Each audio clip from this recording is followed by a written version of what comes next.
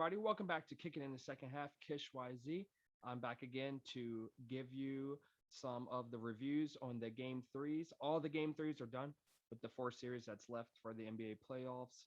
And let's start with the Nets Bucks series. The Nets are leading that series 2-1. And game four is, well, I guess by the time this comes out, game four is today or was today, just depending on what time I get this out. But just looking at what I've seen so far, haven't watched all the games, but I did catch most of the games, and obviously try to stay with the stats and highlights and stuff like that. But just looking at what's going on here, the Bucks finally obviously got a win. They got to win in Game Three, first home game. No, wait a minute.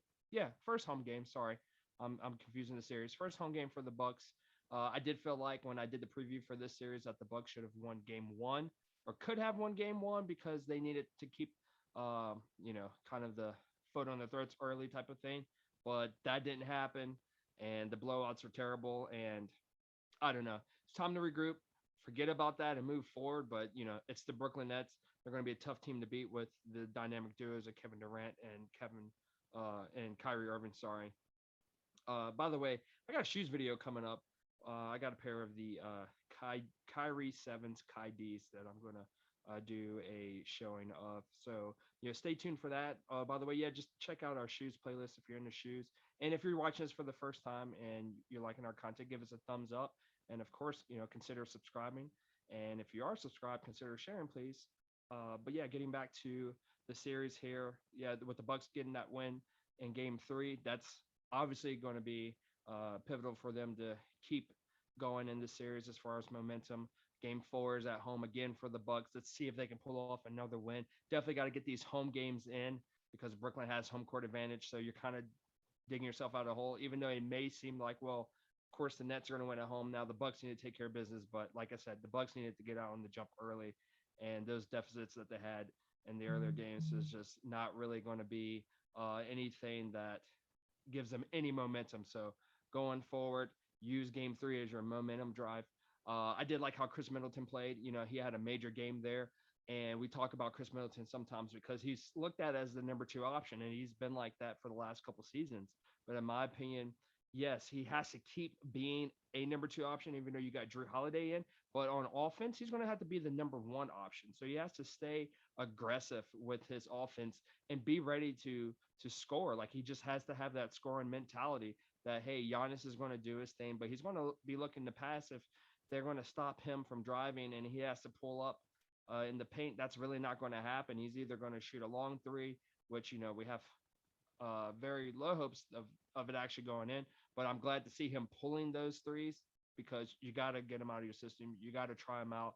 At some point, you're going to knock him down. So I prefer to see him do that early. So when it comes in the fourth, you might be able to pull one off, or the defense might have to play up on you a little bit, which creates the lane spacing for you to drive.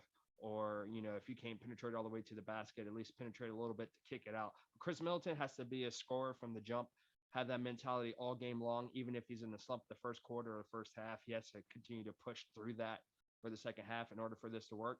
And Drew Holiday does kind of become that third option in a way, but he can also be a secondary option on offense.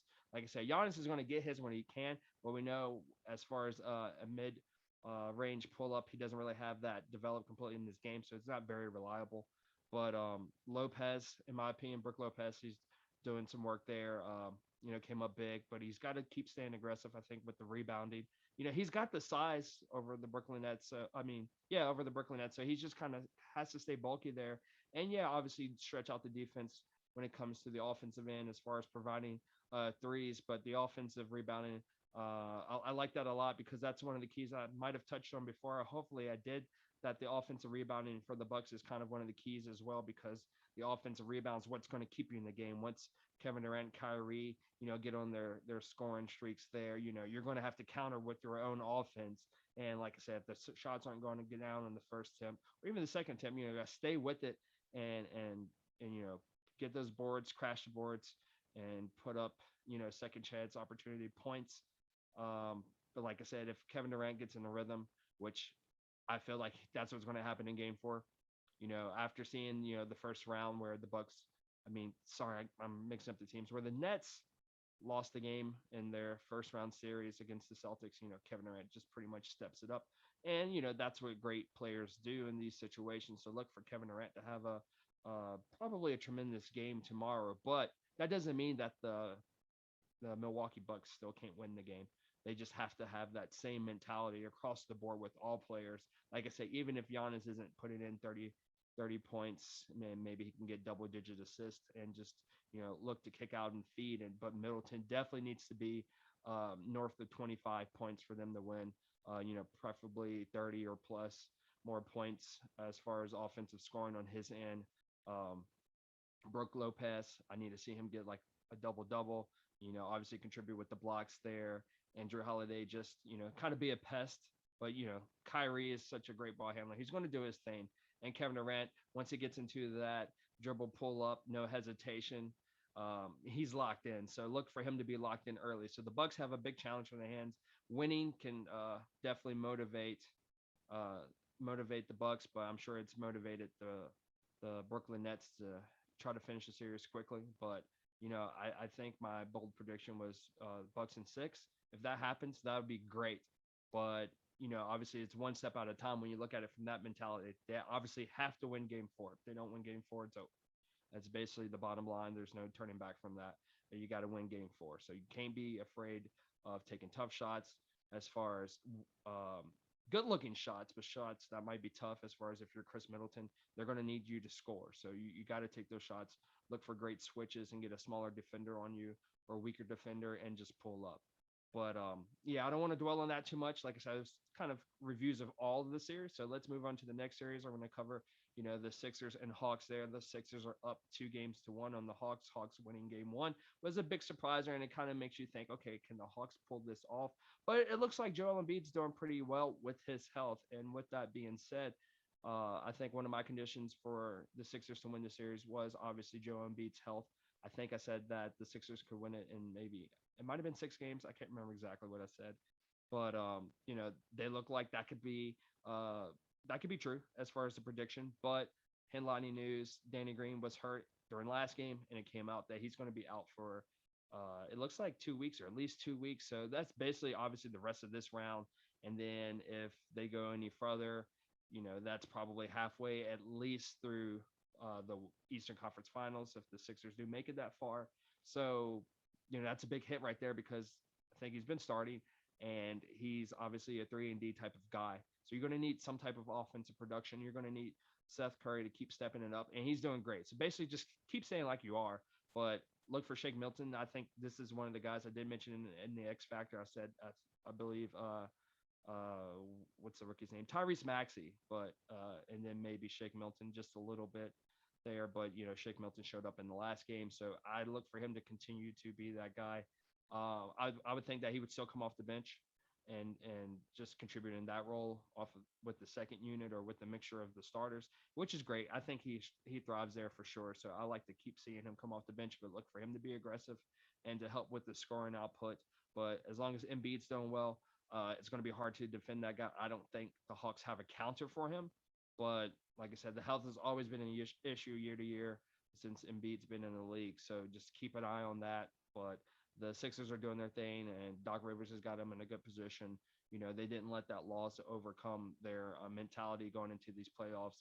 And obviously, Ben Simmons isn't uh, letting the lack of a 3-point shot affect him either, which gets me to the point of like the Sixers are kind of having mismatches because of their height. They're such like a big, like tall team that I think they're able to kind of get what they want. Like Simmons with his passing, if you can look over top of your defender and space the floor out and get your passes off, obviously they're not looking for you to shoot from beyond the perimeter, but if you're standing on the wing, like the lob pass he had to Joel Embiid in the last game, that was just awesome to see. That's just great team chemistry and a great floor general as far as reading the defense and seeing what your offense is doing as far as off-ball movement there. So, as long as, like I said, as long as Embiid's healthy, they got the formula to definitely take this series. The Hawks are just a little bit inexperienced. I would like to see John Collins keep getting involved here because I think I did mention him as an X factor or along those sorts as a preview to the series for the Atlanta Hawks that John Collins just needs to be more involved. And when he's more involved, the Hawks do better because he's just another deterrent as far as getting the defense off of Trae Young so he can do his thing. And Capella is just going to be Capella. He's going to have a hard time with Embiid, but while he's on the floor, he's got to keep trying to be an aggressive rebounder. But offensive putbacks might not come as often as it would in the regular season when you have Joel Embiid to compete with. But Trae Young, definitely number one option, and then Bogdanovich slash Collins 2 and 3 right there. Usually Bogdanovich, but Collins needs to help to open up the floor for the shooters as well. So yeah, I want to keep seeing Collins thrive there. Let's go on to the Suns Nuggets series there. The Suns are up 3-0, and Game 4 is today as well. Um, there's nothing really to say. It looks like it's going to be a sweep.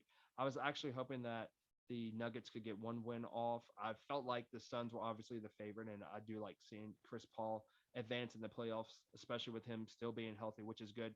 That shoulder thing that happened to him early in the series, or in the last series, actually, was a concern just as far as a red flag. Like, okay, how's the health going to be going forward, or if he's going to miss games or have a minutes limitation. But that doesn't look to be the case. He's clutch in the fourth. He's doing his thing, and it's just kind of crazy to watch because he's doing it so consistently, and the defense has let him have it. But I would say that the Nuggets could possibly pull off today's win with it being a game 4 at home. And game 3, I thought they were going to pull that one off because of Jokic being the MVP, getting the MVP trophy on game 3 night. But maybe game 4 is going to be the night they win. Jokic still put up a heck of a stat line. I think he had 30 points or 30 plus points, 20 at least 20 rebounds and 10 assists. So what a triple double on an MVP night, but unfortunately they did take that L. So he just needs help, and the one guy to help him at this point, when I'm looking at the roster, and the help is going to have to come on the offensive end, and that's Will Barton. He came back in game 2, so he's was out for a long time.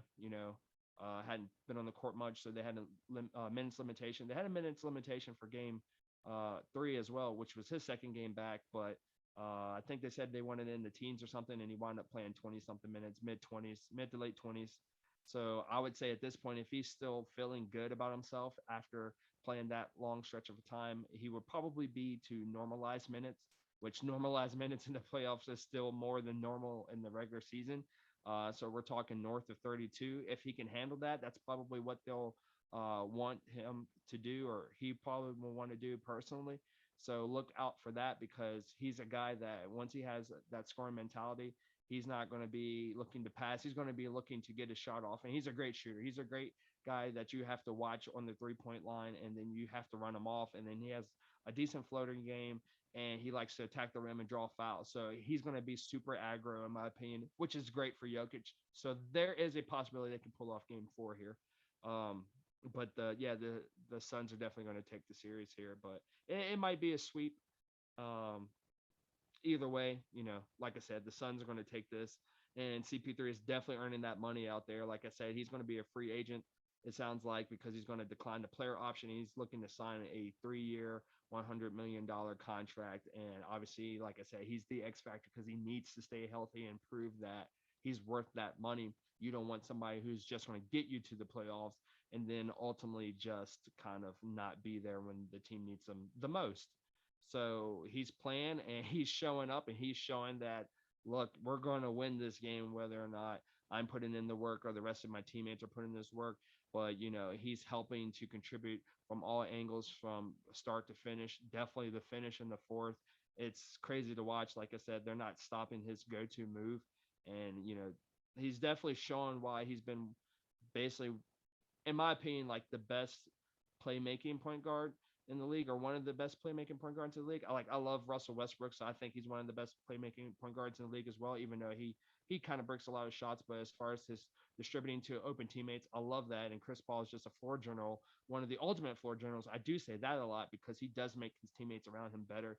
You look at Aiton's efficiency, it's just crazy. And I think it just becomes habit forming and contagious with the team as far as the other players on the court wanting to get that extra pass off or find the easier shot as far as corner three or, bounce pass or lob pass to Aiton. So they're doing their thing, and I think it's a big part to CP3. But let's not leave out Devin Booker. He's having a heck of a series again.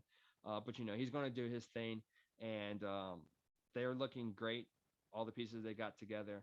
and the Nuggets. Obviously, they're missing their biggest piece and Jamal Murray, but MPJ, he's getting exposed once more. Like I said, this might have been a thing that was going to happen, and it is happening. Last year, he was exposed on the defense. He still is kind of getting exposed in defense because Chris Paul likes to have him switch on to him when CP3 is on offense and MPJ is guarding him, and then he hits that wide elbow shot, and it goes in every time because he knows that MPJ is not going to step up on him. So yeah, he's getting exposed in defense, but he's getting exposed in offense because he's not being aggressive enough as far as looking for a shot. He's taking shots, but he needs to drive to the rim at times. I mean, you're like 6'10", you could get in there, get banged up a little bit, but go to the line, get yourself going, get your team going with some momentum as far as getting some points on the board, and then going back and trying your threes. Like I think the stats are a little bit misleading. I'm not sure what he's averaging, but when I'm watching the games, it's like the fourth quarter, then he decides that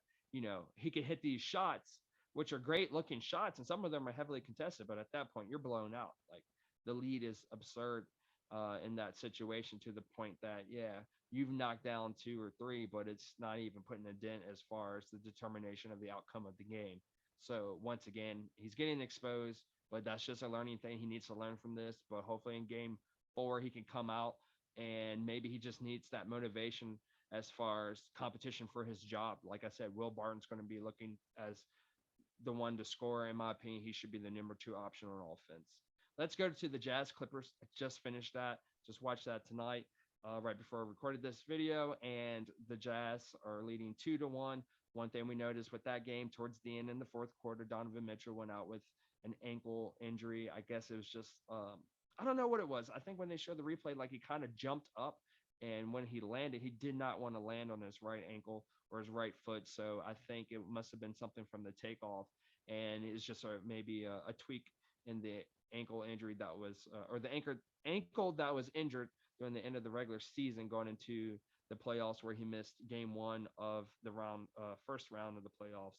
But he's been healthy so far, so this is something to look out for. I think he was wanting to come back in the game, but at that point, the Clippers were basically on their way up to a 20-plus lead, so there was no need to put him in and hopefully get the rest. I think game 4 is Monday, so basically tomorrow, and I would look for Donovan Mitchell to be ready to play them. Mike Conley, not sure if he's going to be ready to go or not. There hasn't been any reports as to making of this video if he's going to be ready or not.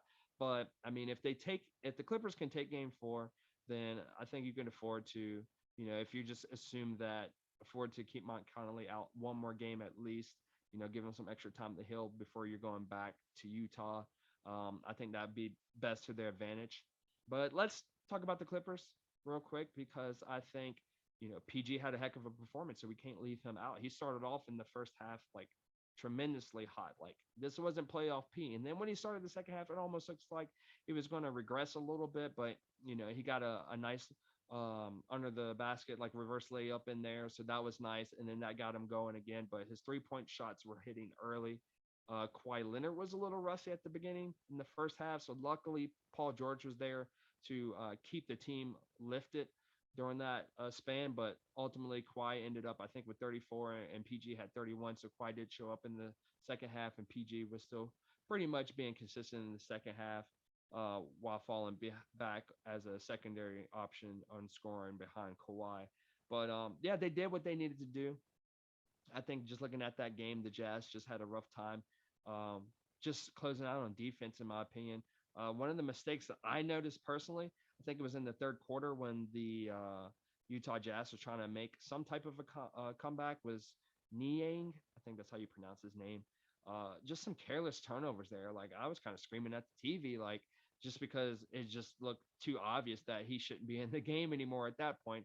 He had like a costly turnover where he tried to pass it to Gobert in the paint, but the defender came over and intercepted that pass. Like, in my opinion, that should have been a lob pass closer to the rim, up higher, where Rudy Gobert would just jump and dunk it in. Like, I don't understand why it was such a bullet chest pass to Rudy Gobert, where the defender who was on his hip could like easily put his arm out and take the ball. And then another one was, I think, like either a swing pass or some type of pass to somebody on the perimeter. And once again, it was just another turnover. So it was like back-to-back turnovers for the guy. And it just looked terrible. And I was just like, that kills your momentum there. Plus, it's costing you on the turnover because the Clippers are turning around and scoring off of the turnover. So it's just that was tough to watch because it was like, well, that was starting to become more of a closely contested game. But like I said, the Clippers did what they needed to do, but the series, could easily take a swing off of this and it could be more competitive, or this could be a one off where the Clippers could still play well, but the Utah Jazz plays like they had been in the first two games. So we'll see what happens there with that. Like I said, keep an eye on Donovan Mitchell, but in the first quarter, since this is freshly on my mind, I think he didn't score any points. He might have went just 0 for 3, which, obviously he didn't take that many shots if it's just 3 attempts. And then the second quarter he came out. I think his first made bucket was like a 3, and he wound up with maybe 13 or something like that during that quarter. And he was just, once he saw the ball go through the net, he was just aggressive, looking for a shot. Hitting the threes and then getting in for some drives in the second half. Like it was just good basketball to watch on his end. Like you could tell he definitely took it from here to another level where he actually just elevated his game and took it upon himself to be responsible as far as while they were in the hole. And you can really see that through his game and how passionate he was as far as and when he would miss a shot, miss a layup, just trying to get to the line, keep the team energized, but focused on the task at hand and not being distracted by it being an away game. Obviously, that's a lot tougher because you watch the first two games when they're in Utah and the crowd's just crazy. And I love how Utah has those shirts out for the fans to where you see like the color coordination with the court and the crowd. And I think that's pretty cool. But yeah, just keep an eye on Donovan Mitchell. Rudy Gobert, in my opinion, I wanted to mention him real quick. He just has to keep being dominant. And I don't think I saw that in game three. He has to be consistently dominant without, doing mistakes as far as fouling. You don't want to get yourself in foul trouble and then take yourself completely out the game or off the court. But, be aggressive with rebounding. But like I said, there was a couple of costly things that just broke the momentum, and that's ultimately what happens. And the Clippers did a great job with their rotation of defense. They must have communication, which I said was key for the Clippers because they have the talent, but it's a communication fault when they don't react for the defense or the defense is lagging and then you leave the open shooters open. Now, granted, there were a couple open looks from Bogdanovich and company on the threes, and they just weren't hitting them. But overall, like I said, just intercepting passes and whatnot, that was great defense and communication by the Clippers. And shout out to Tyronn Lue because it looked like he tweaked this lineup once more again. It looked like Rondo didn't play at all. Cousins didn't play at all, which it looked like he was starting to gain some type of consistent role in the first two games, but obviously they both ended up in a loss. So doing this route, that actually worked. They went with like a little bit smaller ball with Terrence Mann getting a little bit more minutes. So if that works, definitely try that again. So I would say that Rondo might get back on the court at some point, but Cousins might be out for the rest of the series as far as if as far as putting him in the rotation or at least giving him as many minutes as he did in the first two games. Like I said, Mike Conley, not sure when he's coming back either as far as on the side of the Utah Jazz. But yeah, that's just all I wanted to talk about as far as just reviewing so far the series. And some of these series don't have probably so many games left, but anything can happen. The Nets Bucks kind of look like it should go longer than what it would, but if you're rooting for the Nets, obviously you feel like they're probably going to wrap it up soon. And like I said, the Sixers Hawks, I feel like the Sixers, as long as they're healthy, they're probably going to wrap it up soon. But you can make an argument that the Hawks could come out rolling for Game 4 since that's their home game.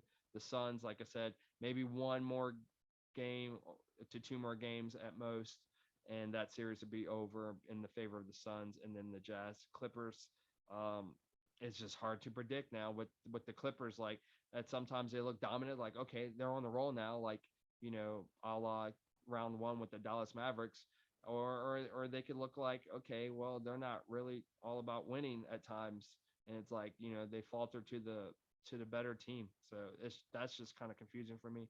But I mean, I still have the Jazz because I think they're the most consistent when it comes to mentality. And yeah, you're going to lose some games here and there, so nobody's perfect. But yeah, just keep an eye on that. That's probably out of all of these, that's probably my favorite series, just because with the Clippers winning that game, I think it's become more competitive with there, followed by the Nets Bucks game. So yeah, just keep an eye on those games. Leave in the comments who you got for each of these series.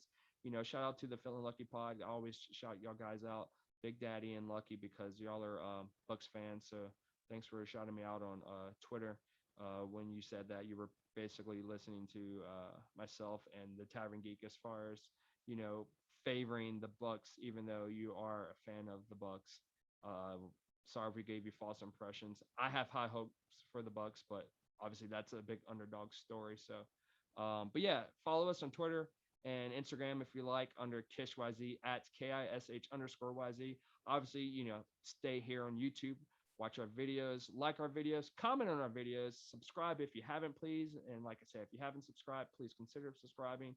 And if you are subscribed, just share if you don't mind. And also, you can catch audio only versions of our podcast and these playoff videos on like Spotify, Anchor.fm, Google Podcasts, Pocket Cast, Breakers. There's a couple more I think out there, so just look us up under KishYZ, KISH space YZ. Everybody, thanks for kicking in the second half. Peace and love.